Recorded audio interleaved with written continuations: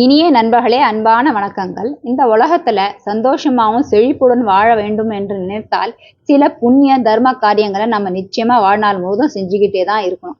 பல பேர் பல விதமா அவங்களுக்கு தெரிஞ்ச புண்ணியத்தையும் தர்மத்தையும் செஞ்சுக்கிட்டு தான் இருக்கிறாங்க. இந்த ஒரு புண்ணியத்தை மட்டும் நம்ம தெரிஞ்சுக்கிட்டு மறக்காம வாழ்நாள் முழுவதும் செஞ்சுக்கிட்டே வந்தோம்னா நம்மளுடைய புண்ணிய கணக்கு பல மடங்கா பெருகி நம்ம தெரிஞ்சோ தெரியாமலோ செய்யற பல பாவங்களும் அழிந்து விடுகிறதாம். அதை தெரிந்து கொள்ள வாங்க கதையை கேட்கலாம். முன்னொரு காலத்துல தர்மபுரி என்கிற ராஜ்யத்துல ஒரே நாள்ல 4 பேர் இறந்து போனாரலாம். அதுல ஒன்று அந்த நாட்டின் ராஜாவாம், இரண்டாவது பார்த்தோம்னா ஒரு வியாபாரியாம், மூன்றாவது ஒரு பூசாரியாம், நான்காவது ஒரு ஏழை தொழிலாளியாம். 4 பேரையும் யமதர்மன் வந்து யமலோகத்துக்கு கூட்டிட்டு போயிட்டாராம். யமலோகத்துல போய் ஒரு இடத்துல நிக்க சொல்லிட்டு அவர் அங்கிருந்து கிளம்பி போனாராம். யமலோகத்துல பார்த்தா 2 வரிசையில மக்கள் உள்ள போயிட்டு இருந்தாங்களாம். ஒரு வரிசையில மக்கள் ரொம்ப சந்தோஷமாவும் ஆரவாரத்தோட போயிட்டு இருந்தாங்களாம். அந்த இடத்த பார்த்தா ரொம்ப வெளிச்சமாவும் பிரகாசமாவும் ஒளிமயமா இருந்ததாம். அந்த பக்கமா நல்ல ஒரு நறுமணம் வீசிக்கிட்டு இருந்ததாம். இன்னொரு பக்கம் பார்த்தா மக்கள் உள்ள போகிறதுக்கே பயந்துகிட்டு அலறி கத்திக்கிட்டு இருந்தாங்களாம், கூச்சல் போட்டுட்டு இருந்தாங்களாம். யாருமே அது உள்ள போறதுக்கு தயாராவே இல்லையா. பின்னாடி இருந்து யாரும் அவங்கள உள்ள தள்ளிக்கிட்டு இருந்தாங்களாம். அந்த இடம் பார்க்கவே ரொம்ப பயமா, இருட்டா, அக்னி பிழம்பா, நெருப்பா எரிஞ்சுக்கிட்டு இருந்ததாம். துர்நாற்றம் வேற ரொம்ப வீசிக்கிட்டு இருந்ததாம். இவங்க 4 பேரும் அங்க இருந்தவங்க கிட்ட கேட்டு விசாரிச்சாங்களாம். அப்போ அங்க இருந்தவங்க சொன்னாங்களாம், பிரகாசமா தெரியுதே அந்த இடம் தான் சொர்க்கம், இருட்டா அக்னி குழம்பா நெருப்பா எரியுதே அதுதான் நரகம் அப்படின்னு சொன்னாங்களாம். அதை கேட்ட உடனே அங்க நின்றுட்டு இருந்த ராஜா சொன்னாராம், நிச்சயமா நான் சொர்க்கத்துக்கு தான் போவேன். ஏன்னா நான் நாட்டு மக்களுக்கு நிறைய நல்லது செய்திருக்கேன். என் நாட்டுல யாருமே பசியும் பட்டினியுமா வாழ்ந்ததே கிடையாது. எல்லாருக்கும் எல்லா உதவியும் செய்திருக்கேன். கோயில் குளம்னு கட்டியிருக்கேன். எங்க பார்த்தாலும் மக்கள் என் பேரை தான் சொல்லிட்டு இருப்பாங்க. நிச்சயமா நான் சொர்க்கத்துக்கு தான் போவேன் அப்படின்னு சொன்னாராம். அதை கேட்டுட்டு இருந்த வியாபாரி சொன்னாராம், நான் என் வாழ்க்கையில சம்பாதித்த பாதி பணத்தை தர்மம் தான் செஞ்சிருக்கேன். என் வீட்டு வாசல்ல யாராவது உதவின்னு கேட்டு வந்தாங்கன்னா கண்டிப்பா அவங்களுக்கு வேண்டிய உதவியெல்லாம் செஞ்சிருக்கேன். நிச்சயமா நானும் சொர்க்கத்துக்கு தான் போவேன் அப்படின்னு அந்த வியாபாரி சொன்னாராம். இவங்க 2 பேரும் பேசுறதை கேட்டு இந்த பூசாரி சொன்னாராம், நீங்க 2 பேரும் தானம் தர்மம் மட்டும்தான் செய்திருக்கீங்க. ஆனா நான் வாழ்நாள் முழுவதும் பல கோயில் குலம் பூஜை புரஸ்காரம் ஹோமம் யாகம் இப்படின்னு செஞ்சிருக்கேன். அதனால நான் தான் சொர்க்கத்துக்கு போவேன் அப்படின்னு அந்த பூசாரி சொன்னாராம். இவங்க 3 பேரும் பேசுறத அந்த ஏழை தொழிலாளி நின்று கேட்டுட்டு இருந்தாராம். அந்த ஏழை தொழிலாளி சொன்னாராம், நிச்சயமா எனக்கு சொர்க்கத்துல இடம் கிடைக்காது. ஏன்னா வாழ்நாள் முழுவதும் எனக்கு உழைக்கிறதுக்கே சரியா இருந்தது.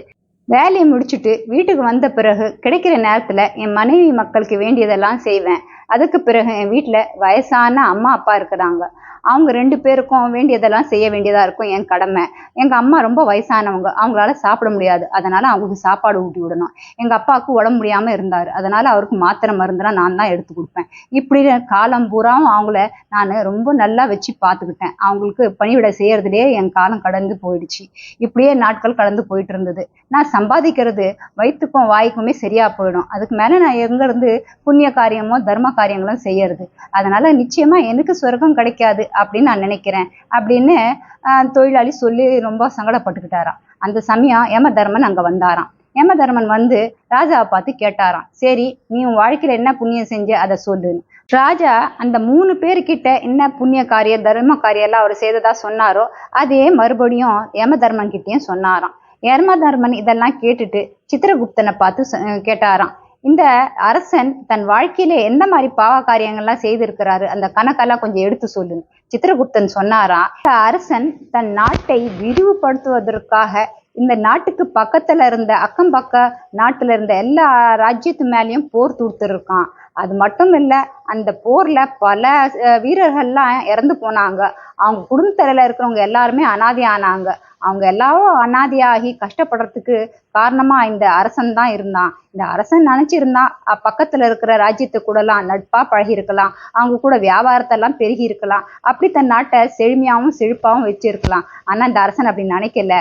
போர் புழியறதே வேலையா வச்சிருந்தான். அதனால பல மக்கள் தன்னுடைய உயிரை இழந்தாங்க, பல பேர் அனாதையா ஆனாங்க. அதனால இவனுடைய கணக்கை பார்த்தா பாவ கணக்கு தான் அதிகமா இருக்கு, புண்ணிய கணக்கு குறைவாதான் இருக்கு அப்படின்னு சித்திரகுப்தர் சொன்னாராம்.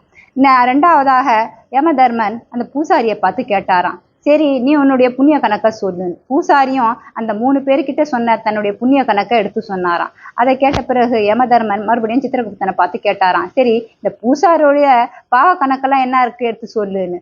பூசாரி தன் வாழ்நாள்ல மற்றவர்களுக்கு ஞானத்தை எடுத்து சொல்லியிருக்கானே தவிர அந்த ஞானத்தை ஒரு நாளும் தன் வாழ்க்கையில பின்பற்றியதே கிடையாது. அது மட்டும் இல்ல, பூஜை பரிகாரம் ஹோமன்னு மக்கள் கிட்ட அளவுக்கு அதிகமாகவே பணத்தை வாங்கிதான் இந்த மாதிரி காரியத்தெல்லாம் செய்திருக்கான். ரெண்டாவதாக, இவன் தன் வீட்டுல வேலை பார்த்துட்டு இருந்த பெண் மேல சரியா விசாரிக்காம திருட்டு பழிய போட்டு பஞ்சாயத்துல கொண்டு போய் நிறுத்தி அந்த பெண்ணுக்கு கடுமையான தண்டனையும் வாங்கி கொடுத்துருக்கான். அந்த மாதிரி எந்த குற்றமும் செய்யாத ஒருத்தர் மேல பழிய போட்டு அவங்கள தண்டனையை வேற அவங்களுக்கு வாங்கி கொடுக்கறது மிகப்பெரிய குற்றம். இந்த குற்றத்துக்கு பரிகாரமே கிடையாது, இதுக்கு மன்னிப்பே கிடையாது. அப்படி பார்க்க போனா இந்த பூசாரியோட பாவ கணக்கு புண்ணிய கணக்கோட அதிகமா இருக்கு அப்படின்னு சித்திரகுப்தர் சொன்னார். அடுத்து யமதர்மன் வியாபாரியை பார்த்து கேட்டாராம், சரி இப்ப நீ உன்னோட புண்ணிய கணக்கை சொல்லுன்னு. இந்த வாட்டி வியாபாரியும் தன்னுடைய புண்ணிய கணக்கு அந்த 3 பேர்கிட்ட சொன்ன மாதிரியே யமதர்மன் கிட்டே எடுத்து சொன்னாராம். அதை கேட்ட பிறகு யமதர்மன் சித்திரகுப்தனை பார்த்து இவனுடைய பாவ கணக்கையும் கொஞ்சம் எடுத்து சொல்லுன்னு சொன்னாராம். அதை கேட்ட சித்திரகுப்தன் சொன்னாராம், இந்த வியாபாரி தன்னுடைய வியாபாரத்துல நிறைய லாபம் சம்பாதிக்கணுன்றதுக்காக நிறைய மோசடி வேலையெல்லாம் செய்திருக்கான். பொருட்கள் எல்லாம் கலப்படம் செய்து வித்திருக்கான். அதை வாங்கி சாப்பிட்ட மக்கள் எல்லாம் ஆரோக்கியம் கெட்டு நிறைய நோய்வாய்ப்பட்டிருக்காங்க.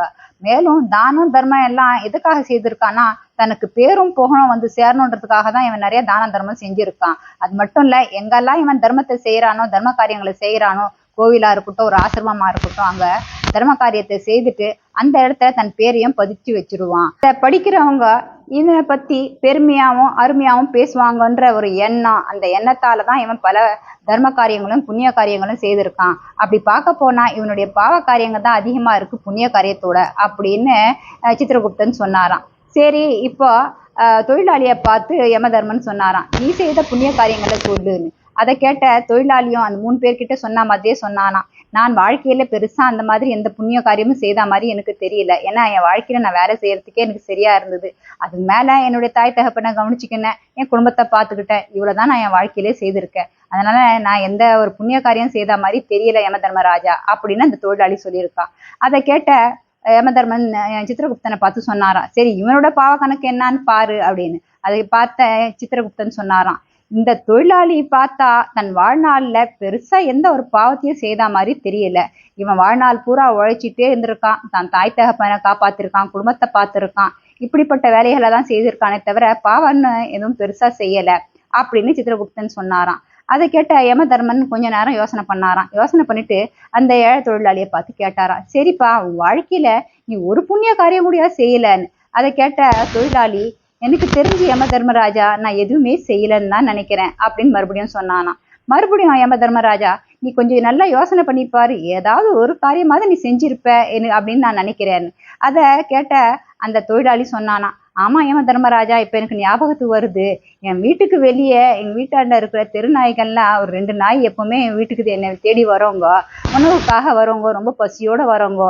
தினம் என்னால முடிஞ்ச கொஞ்சம் உணவு அதுங்களுக்கு எடுத்து கொடுப்பேன். அது ரெண்டும் சாப்பிட்டுட்டு நன்றியோட வாலாட்டிட்டு போவோம். இந்த மாதிரி பல நாட்களா நான் அதுங்களுக்கு பசி ஆற்றிருக்கேன்.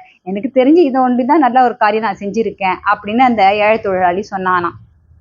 அதை கேட்ட யமதர்மன் சொன்னாராம், நீ செஞ்சிருக்கிறது தான் மிகப்பெரிய புண்ணிய காரியம். ஏன்னா நீ செஞ்சிருக்கிறது எதிர்பார்க்காம எந்த பிரதிபலனையும் எதிர்பார்க்காம நீ செஞ்சிருக்க காரியம் இந்த ஜீவராசிகளுக்கு பசி ஆத்திருக்க. அது மட்டுமல்ல, உன் தாய் தகப்பனை, வயசான தாய் தகப்பனை கடைசி வரைக்கும் எந்த கஷ்டமும் இல்லாத அவங்களுக்கு வேண்டிய கடமையெல்லாம் செஞ்சு அவங்களுக்கு என்ன தேவையோ அதெல்லாம் பூர்த்தி செஞ்சு கடைசி நாள் வரைக்கும் அவங்கள சந்தோஷமா வைத்திருக்க.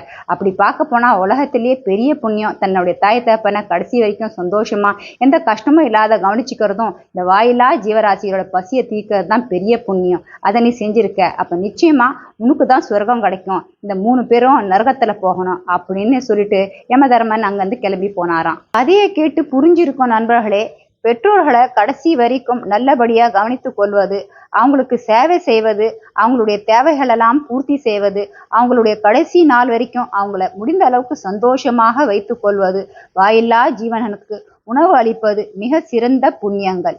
இந்த 2 புண்ணிய காரியங்களையும் செய்யும் போது ஒரு மனிதன் எந்த எதிர்பார்ப்பும் பிரதிபலனும் பார்க்காம தான் இந்த புண்ணிய காரியங்களை செய்யறான். அப்படி ஒரு காரியத்தை செய்யும் போதுதான் நமக்கு அதுக்கு உண்டான பலன்கள் கிடைக்கும். புண்ணிய கணக்கு பல மடங்கு பெருகுவதுடன் நம்ம தெரிஞ்சோ தெரியாமலோ செய்கிற பல பாவ கணக்கும் அழிந்துவிடும். மீண்டும் இது போன்ற நல்ல கதையுடன் உங்களை சந்திக்கிறேன். பிடித்திருந்தால் லைக், ஷேர் அண்ட் சப்ஸ்கிரைப் பண்ணுங்க. உங்களுடைய கருத்துகளையும் ஷேர் பண்ணுங்க. நன்றி. ஓம் சாந்தி.